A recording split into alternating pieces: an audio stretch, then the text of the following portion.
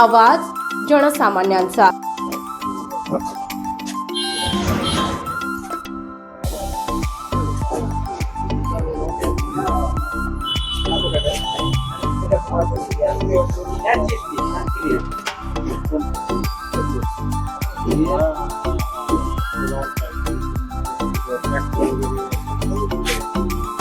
चालते 11 कोण आहे 11 बरोबर 11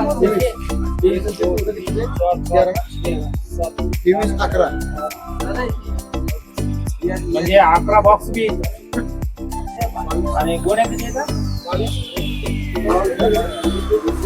गोण्या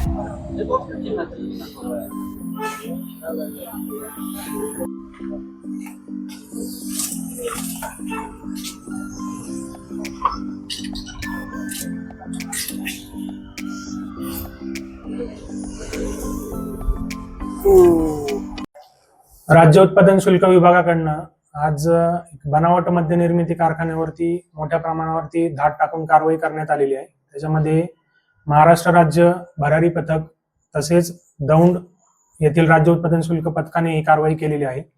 एकूण 3 ठिकाणी गुन्हे नोंदवण्यात आले असून 3 आरोपी सध्या ताब्यात आहेत, त्यांची पुढील चौकशी चालू आहे। त्याच्यामध्ये सद्यस्थितीत एक आयशर, एक ट्रॅक्टर, जप्त बनावट देशी दारू तसेच त्याच्याशी संबंधित असलेले स्पिरिट इत्यादी मुद्देमाल जप्त करण्यात आलेला आहे। आणि विशेषतः यामध्ये गार येथे जो गुन्हा उघडकीस आणण्यात आला आहे तेथील मद्य हे जमिनीमध्ये पुरून ठेवण्यात आलेले होते, तेही त्याचा गुणात्मकरित्या शोध घेऊन त्या गुन्ह्याची उकल करण्यात आलेली आहे। आणि जप्त मुद्देमालाच्या बाबतीत अजून पुढील तपास चालू आहे। यथावकाश आपण सर्व डिटेल्स शेअर करण्यात येतील। धन्यवाद। त्यामध्ये काय मोठं रॉकेटाची शक्यता आहे?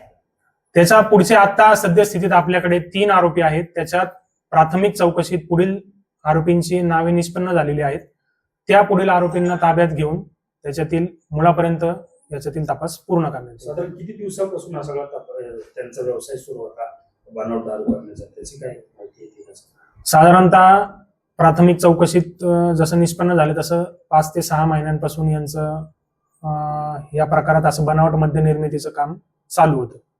त्या बॉक्सवर सर विखे पाटलांच्या कारखान्याचं नाव आहे, त्यांच्या कारखान्याशी काय संबंध आहे का? तसं काय ते लेबल जे आहे ते पूर्णतः बनावट आहे, कारखान्याशी याचा संबंध नाही। परंतु यांनी बाह्य कारखान्याशी कुठलाही संबंध नाही, परंतु यांनी स्वतः त्याचं बनावटीकरण केल्याचं आपल्या प्राथमिक तपासात निष्पन्न झालेलं आहे।